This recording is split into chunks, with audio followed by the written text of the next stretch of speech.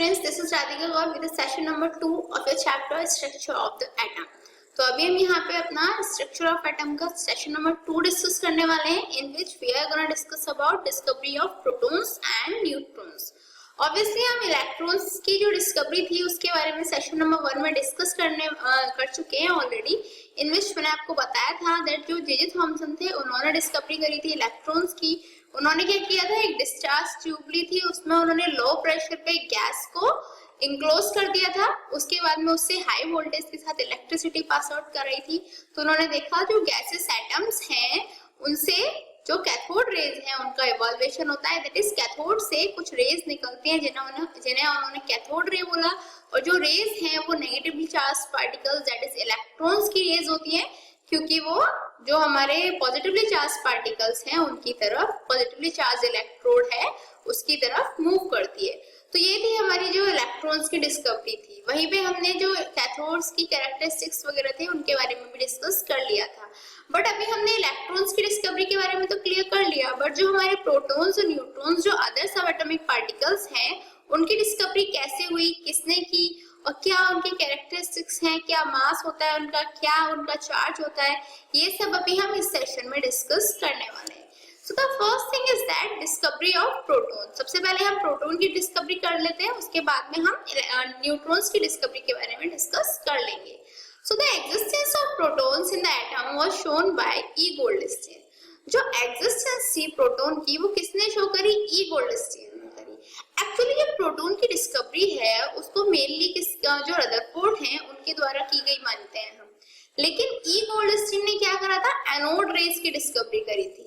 Learn the difference कि जो ई Goldstein थे उन्होंने एनोड रेज की डिस्कवरी करी थी। दिस इज द रीजन जो प्रोटॉन्स की डिस्कवरी का जो क्रेडिट है हम कभी कभी उन्हें दे देते हैं, बट मेनली जो प्रोटॉन है उसकी डिस्कवरी हमारे रदरफोर्ड ने की थी।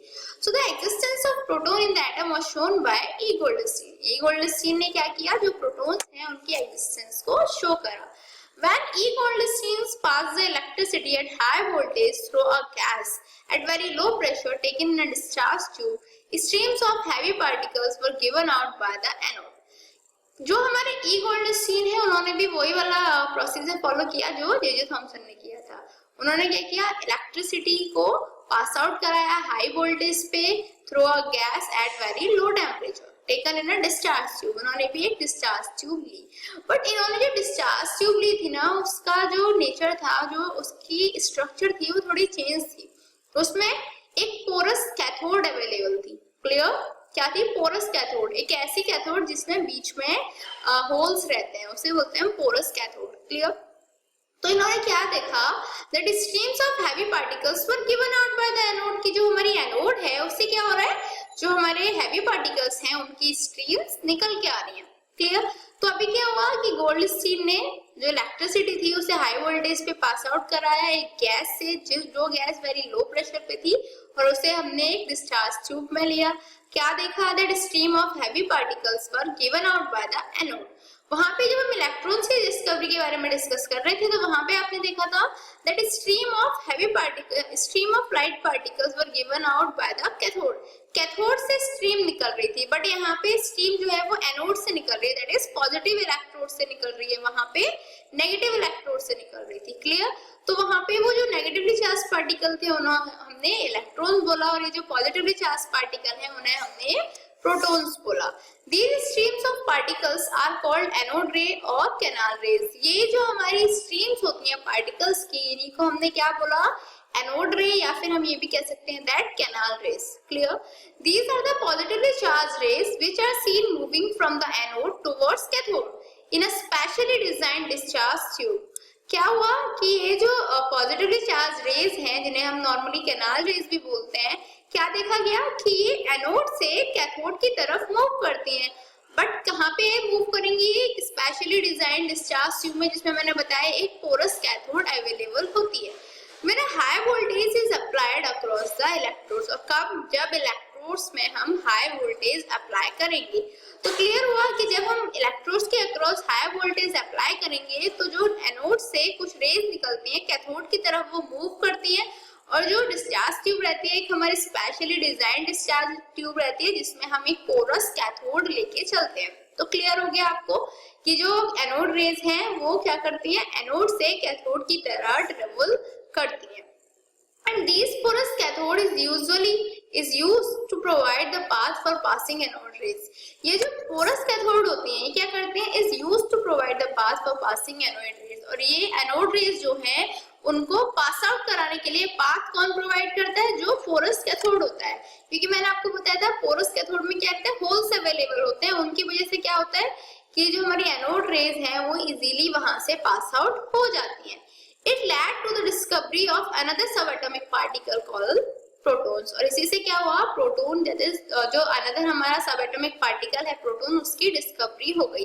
तो क्लियर हुआ, हमने इलेक्ट्रॉन के केस में क्या लिया था, डिस्चार्ज ट्यूब ली थी जिसमें हमने गैस को इनक्लोज करा था, हाई वोल्टेज पे अप्लाई करा हमने इलेक्ट्रिसिटी, तो हमने देखा कि जो गैसेस एटम्स हैं उनसे इलेक्ट्रॉन्स लिबरेट हो रहे हैं, उनकी जो स्ट्रीम है वो हमारी कैथोड से निकल के एनोड की तरफ जा रही है। वहीं पे प्रोटॉन की डिस्कवरी में हमने क्या देखा कि हमने वही सेम प्रोसीजर किया जो हमने एनोड की डिस्कवरी में किया था, बस हमने यहाँ पे क्या करा, एक पोरस कैथोड ले ली और हमने देखा कि एनोड से कैथोड की तरफ रेज मूव हो रही है, उन्हीं को हमने कैनाल रेज बोला, और वो रेज पॉजिटिवली चार्ज होती है, इसीलिए हमने क्या बोला कि जो पार्टिकल्स, जो स्ट्रीम, जिन पार्टिकल्स की स्ट्रीम निकल रही है वो पार्टिकल्स कैसे होंगे, पॉजिटिवली चार्ज होंगे, दैट इज प्रोटॉन्स होंगे। अब जो एनोड रेज हैं उनकी कैरेक्टरिस्टिक्स क्या है, These rays always travel in straight line, ये रेज भी क्या करती हैं, कैथोड रेज की तरह ही ये भी स्ट्रेट लाइन में ट्रेवल करती हैं।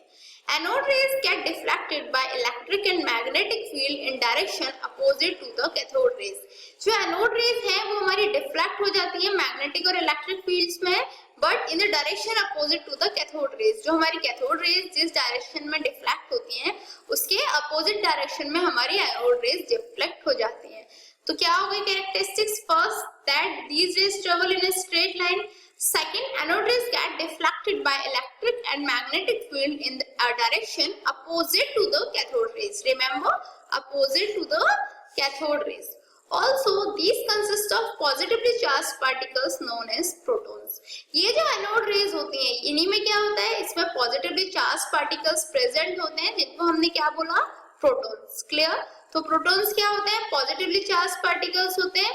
Clear, so the thing is other characteristics of anode ray is the nature of anode ray depends upon the nature of the gas enclosed in a charged tube, enclosed in a discharge tube. जो anode raise है उनका nature किस पे depend करेगा, उस gas पे जो हमारी डिस्चार्ज ट्यूब में इनक्लोज हमने की हुई है। जैसी गैस होगी वैसा ही एनोड रेज का नेचर होगा, क्योंकि जो गैसेस के एटम्स हैं उनकी वजह से तो एनोड रेज का फॉर्मेशन हो रहा है। This is the reason that the nature of anode rays depends upon the nature of gas enclosed in the discharge tube. अब बताइए जो मास है और चार्ज है प्रोटॉन का वो क्या होता है। मैंने आपको बताया था इलेक्ट्रॉन का मास क्या होता है 9.1 into 10 to the power minus 31 kilogram, और प्रोटॉन्स क्या होता है 1.6 into 10 to the power minus 24 kilogram. Clear, तो इन दोनों में कितना डिफरेंस आ जाएगा, काफी डिफरेंस है। दिस इज द रीजन जो इलेक्ट्रॉन्स का चार्ज है वो मास है उसे हम नॉर्मली निल लेके चलते हैं, जो सारा मास होता है एटम का वो न्यूक्लियस में होता है, क्योंकि प्रोटॉन्स का मास इलेक्ट्रॉन्स के रिलेटिव मास के ज्यादा कंपैरिजन में ज्यादा होता है। Also charge on proton, charge कितना होता है प्रोटॉन पे 1.6 into 10 to the power minus 19 coulomb.